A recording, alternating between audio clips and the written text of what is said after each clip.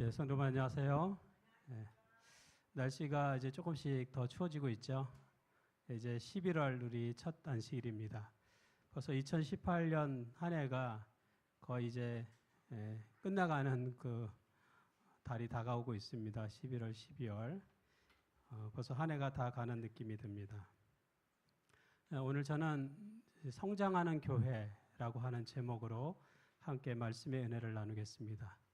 오늘은 마가복음 4장 26절에서 29절까지 있는 말씀을 가지고 함께 은혜를 나누도록 하겠습니다. 사람에게 필요한 필수 영양소가 있죠. 사람이 건강을 유지하고 살아가기 위해서는 사람의 몸에 여러 가지 영양소들이 필요합니다. 뭐 탄수화물도 있어야 되고 지방도 있어야 되고 칼슘도 있어야 되고 이러한 여러 가지 영양소들이 같이 있을 때 사람이 건강을 유지할 수 있죠. 여러분 탄수화물은 많은데 단백질이 없거나 뭐 칼슘이 없거나 그러면은 문제가 생기죠.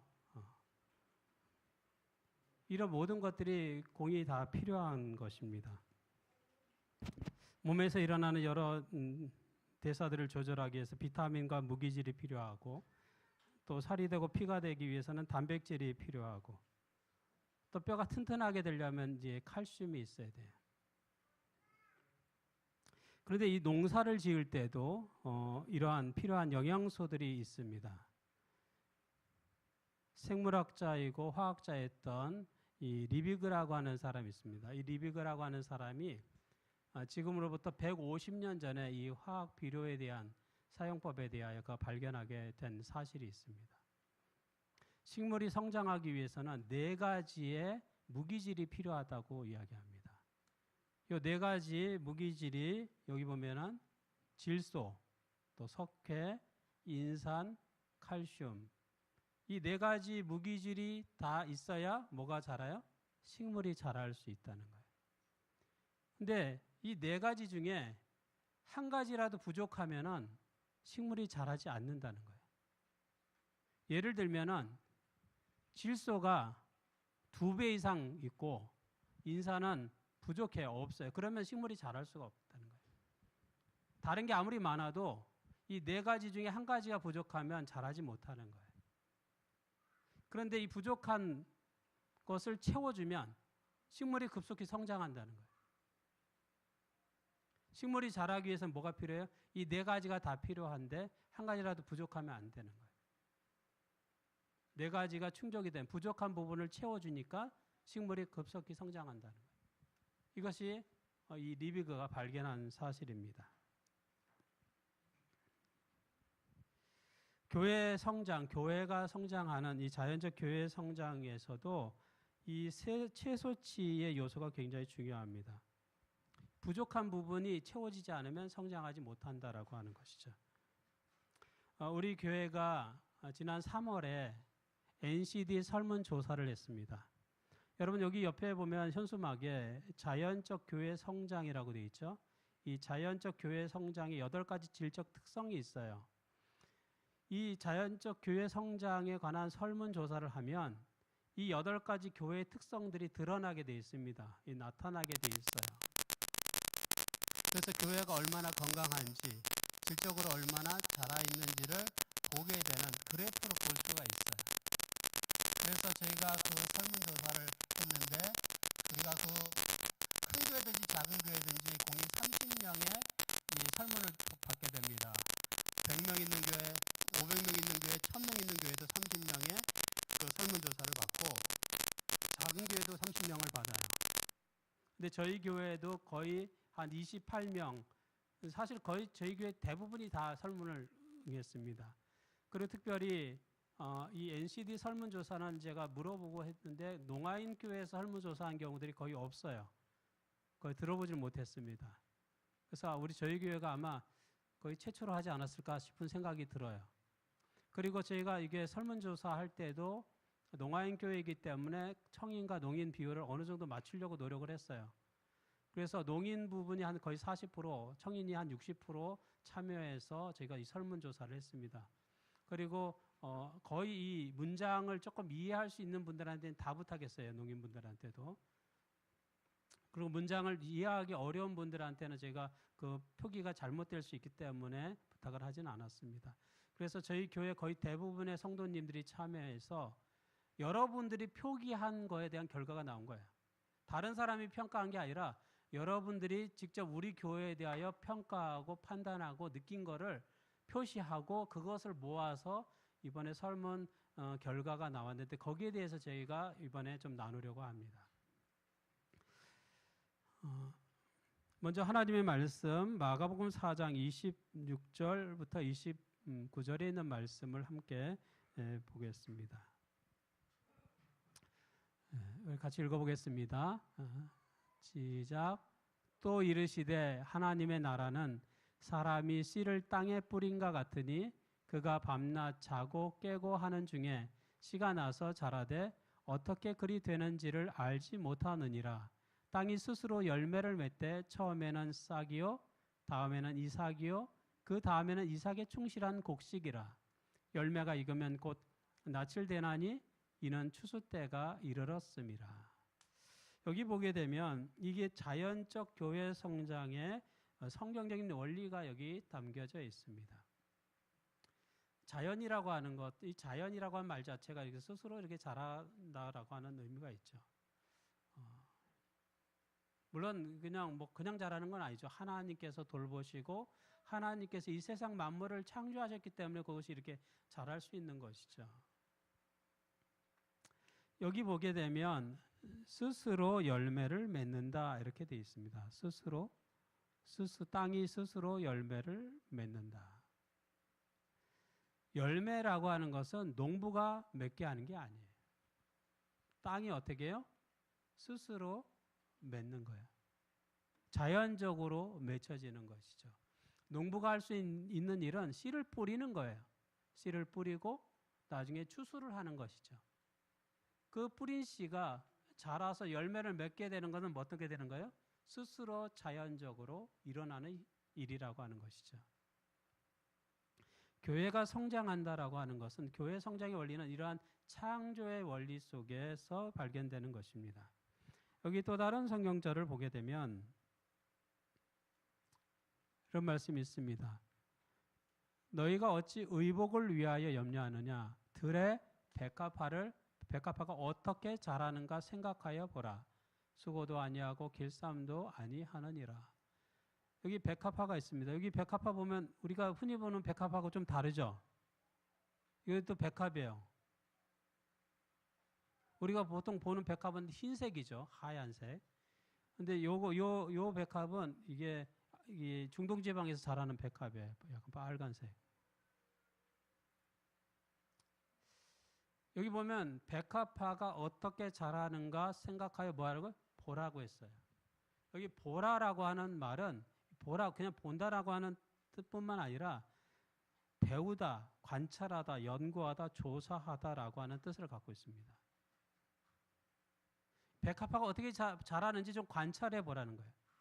좀 그 속에서 뭔가를 배우라는 것입니다. 이 자연적 교회 성장이라고 하는 것은 이러한 하나님께서 창조한 이 창조 세계가 어떻게 성장하고 어떻게 자라는지를 관찰하고 보라는 거예요. 그 속에서 이 교회 성장의 원리들을 우리가 발견할 수 있다라고 하는 것입니다. 열매라고 하는 것은 스스로 자연적으로 맺혀지는 것입니다. 어떤 환경이 조성이 되면 열매가 이렇게 맺혀지는 거예요. 자연적 교회하여 개발하게 된 것입니다.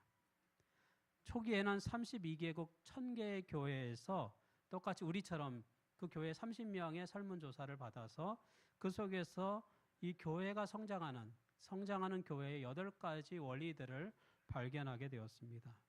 처음엔 1000곳으로 시작했지만 그것이 20년, 30년이 돼가면서 지금은 7만 개의 교회에서 이런 설문조사를 하고 거기에 대한 누적된 자료들을 가지고 있습니다.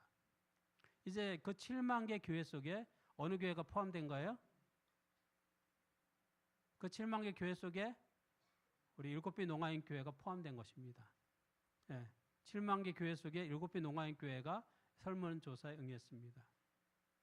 또 대부분의 많은 교회들은 이제 큰 교회 안에 농아부가 이렇게 있는 형태가 많아요. 그래서 사실은 제가 이게 NCD 강사가 왔을 때 농아인 교회에서 설문조사한 경우가 있는지를 한번 물어보기도 했어요.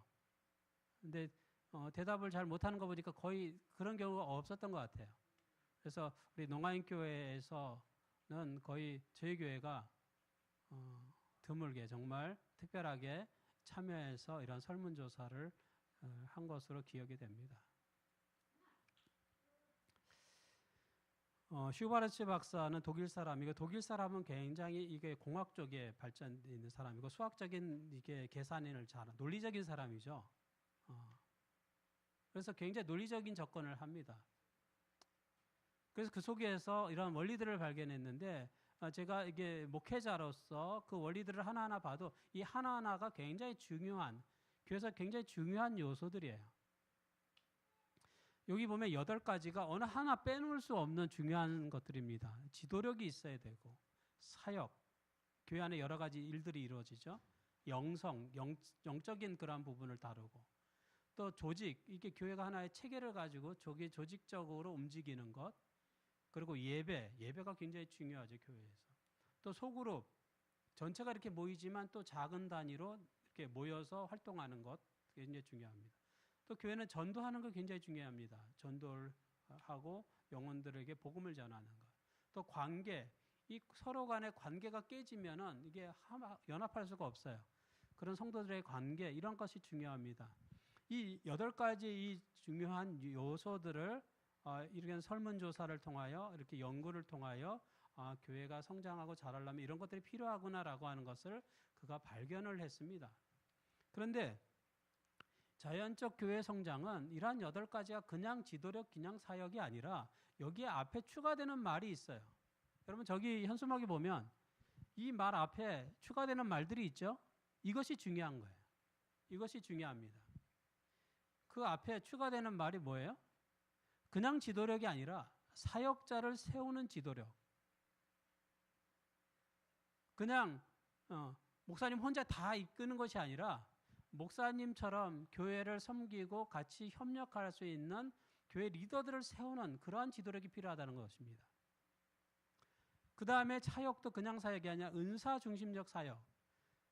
그냥 일을 막 시키는 게 아니라 성도님 한 분 한 분에게 맞는, 그 개성에 맞는, 그 특성에 맞는, 그가 잘할 수 있는 분야에서 일을 할 수 있도록 그것을 적절하게 조화시키는 것이 필요하다는 것입니다. 영성도 그냥 이게 차가운 영성이 아니라 뜨겁고 열정적으로 활동적이고 함께 할 수 있는 정말 그러한 영성을 중요하다라고 하는 것을 이야기합니다. 성장하는 교회들을 보니까 조직이 갖춰져 있지만 그 조직이 효율적이지 않아요. 그래서 기능적으로 잘 효과적으로 움직일 수 있는 그러한 조직을 가진 교회들이 성장하더라는 것이죠.